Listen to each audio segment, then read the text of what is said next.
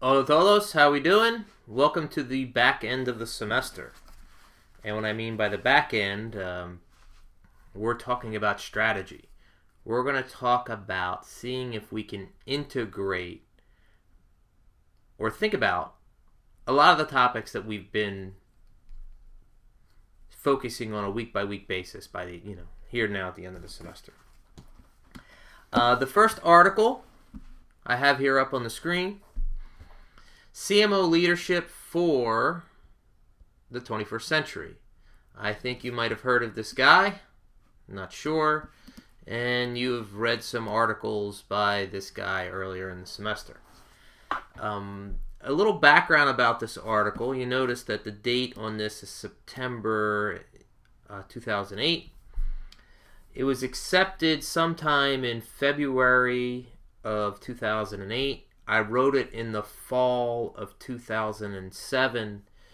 And what this article was, and you could see the flavor of it from the introduction, is basically this class we've been having this semester.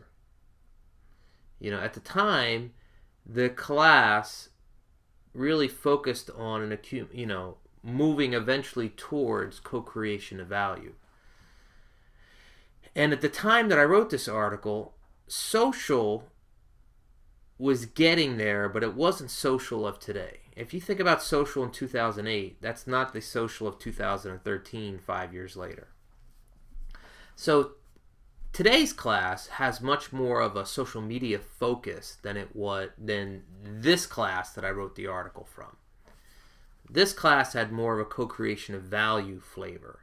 And this Web 2.0 happened to fit within the co-creation of value story that I was talking about that semester. Now, this year, last year, and the year before, when I taught this class, the co-creation of value story fits better into the overall social media story. So, I'm not going to rehash this whole thing. You've been hearing this all semester. I wrote the introduction, I wrote all this page, I wrote this co-creation of value blurb. All these examples are ones that, I brought into the equation. Dr. Lokander started writing this leadership stuff, leadership. This was all him writing here. Given what we've talked about in the leadership module, this shouldn't surprise you that much, where we have transactional theory X, transformational theory Y. Look at the metaphors here, the servant, the steward, the artist. Theory X is the commander, the trader, the economist. And then I wrote the back end of it here. This was me here. The article, this is my kind of article, and I got Bill to help me out on the leadership stuff. Overall, I like this article. This is an article that, CMOs that are moving towards this co-creation, Web 2.0 social world, they're going to have to stop thinking like this and start thinking more like this, which was the basis of this presentation. I know I keep coming back to this, but if you want to hear an audio version of it, here's the audio, and then here's the presentation. I started writing this presentation while I was teaching the article. I eventually turned the presentation into an article while I was teaching the class. Okay? Like this article. It's a fun article. It really gives you a flavor from where my head's at. The next article, I'm just going to leave this up while I go through some of the other articles. Social media, the new hybrid element of the promotion mix. Now, I mentioned in a previous video or email that I'm going to modify the celebration of progress a little bit. And this is how I'm going to modify it. It's 2 slides now, not 1. The first slide is going to be your interpretation of the semester. And the second slide is, and this one you can do with your team. You can actually collaborate with your group, and even though you're going to bring it up during your presentation, I don't have a problem with you collaborating with your team. Strategic reasons to use social media.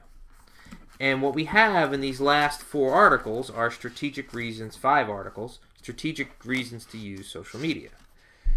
This Mangold and Faulds article here, I like that they're starting to talk about social media strategically. And there are a few nuggets here. There's no question. I'm not a big fan on 360, that figure 1. That makes no sense whatsoever. Right? There are some very good references in this article, very good applications, particularly on page 361. We talk about Harley Davidson. You're used to the story by now. Also Jeep Jamborees, and how some of these people are using the social media strategically. Hopefully you get a nugget or 2 out of there. The Dove on page 362, we have the Dove campaign, which is always a case study in a lot of textbooks. On page 363, we have on the right-hand column, design products with talking points header. There's a reference to a book called The Anatomy of Buzz. This is actually a very, very, very good book. If you really have a passion for word-of-mouth marketing, this is something for you. The Tipping Point and The Anatomy of Buzz are 2, and then the most recent one, which is the Contagion by Jonah Berger. Those 3 books probably are some of the 3 best word-of-mouth books you can get your hands on. The final nugget that I want to talk about this article is on page 364, and utilizing the power of story and storytelling. I've mentioned storytelling a few times this semester. I'm a big proponent of storytelling. My problem with a lot of storytelling books and articles, including this one here, they all do the same thing. They tell you to use stories. They tell you they're effective. They don't tell you why they're effective. One of these days I'm going to write that article, Why They're Effective. But regardless, you know that you should do storytelling within social media. Okay? The next article is Best Buy CEO Learning to Love Social Media. Sidebar comment, this guy had to step down. This guy is no longer the CEO of Best Buy. As you can tell by the flavor of this article, he tends to be highly informal. He was highly too informal with some female employees, and he was forced out. I'll leave it at that. If you want to Google more of that story, you can. I wanted to give you a flavor for, and this article was 2010, still to this day in 2013, there are very few CEOs that are on Twitter and are tweeting. Some of it may be that the CEO doesn't have time for it.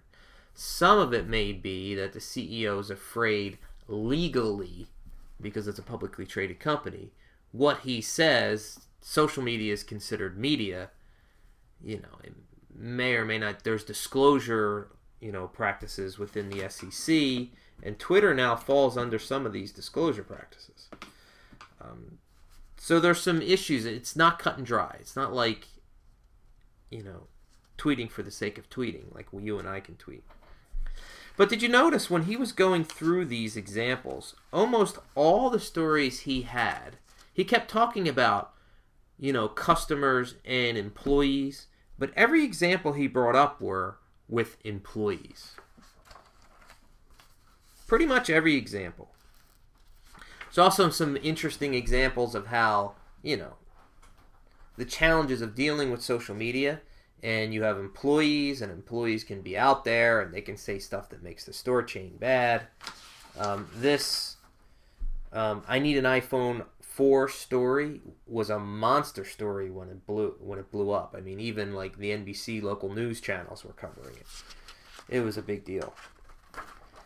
So this gives you a little bit of a flavor of some successes with social media, the dangers of social media, and the fact that CEOs have a challenge with using Twitter and or Facebook. My opinion is, there's nothing wrong with him being able to talk to employees on a one-to-one level, but I think they should do it behind a closed network. More like Yammer instead of Twitter. Okay? And then we have a couple short articles here. The next one is Why You Need a Social Media Ringmaster. Hart HBR, Patrick Spener. I like this metaphor of a ringmaster. I really do. I like this idea of, a ringmaster in my mind almost breaks down all those functional silos because social has to integrate across so many different divisions of the firm. I really like this. I like this metaphor. I mean, it's only a one-page article for all intents and purposes. And this provided a lead-in. The December 2010 issue of the Harvard Business Review was almost all social media articles. And we have a couple other articles from that issue in our readings. There's some few others that some of them are not all that good anymore. But I like this metaphor of a ringmaster. And I like the idea that you kind of need to be in the center and interact with multiple people within the firm, just like the ringmaster has to do within the circus. In the circus, we could think about the lion tamer as a functional silo, and the acrobat people as a functional silo, and the clown people as a functional silo. But this ringmaster metaphor kind of ties everything all together and kind of interacts with all these other divisions and exchanges information. I really like that. It's a cool metaphor. In the last two paragraphs of this article, we have another argument for, yes, you should be storytelling. And we know that storytelling is very effective. Next, what's your social media strategy? This is we have Wilson, Guyan, Praise, and Weinberg. I actually know Bruce Weinberg pretty well. He's a professor that I knew when I was up in Boston. He's no longer at Bentley. Now he's at UMass Amherst at main campus, the department chair. He's a good guy, Bruce. Big Boston fan. This is kind of an article that you could pull some thoughts for your page 2 of your celebration of progress. Page 1, you do on your own. Page 2, you can collaborate with your team. And in this page 2, give me strategic reasons to use social. And what the authors did is they went out and they surveyed a bunch of CEOs. And they came up with 4 different categories: the predictive practitioner, the creative experimenter, the social media championing, and the social media transformer. I mean, if I were to take a look at these, their examples for the predictive practitioner almost seems like a co-creation of value beta testing kind of thing. The creative experimenter seems almost like that same kind of philosophy, a research kind of co-creation of value type rationale to using social. Social media championing sort of like is a PR promo kind of reason why to use social. And the transformer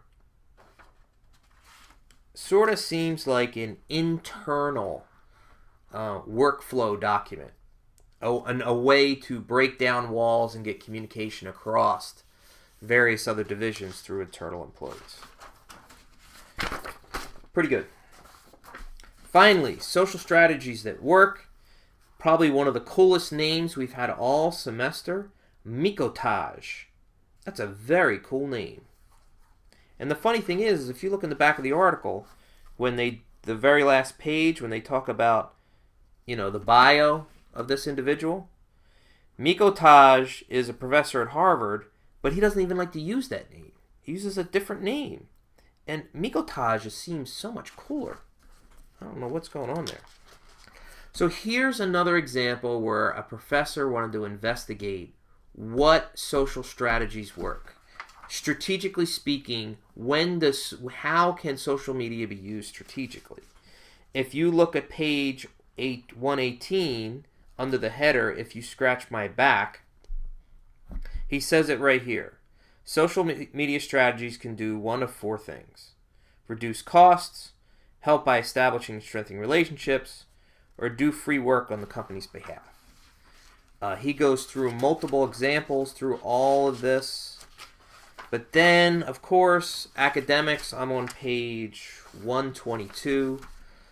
The 4 ways to pursue social strategies. Academics have a very hard time doing a paper without having a 2x2 matrix. So here's the 2x2 matrix.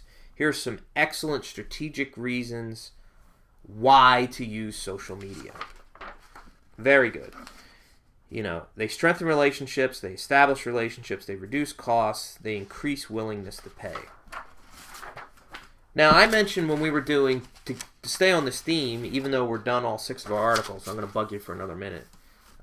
When we were going through the CRM modules, if you look back at your notes or at the videos, you will see I kept talking about strategic reasons to use social. It's a great way for CRM, to have a CRM philosophy. You know, social helps with,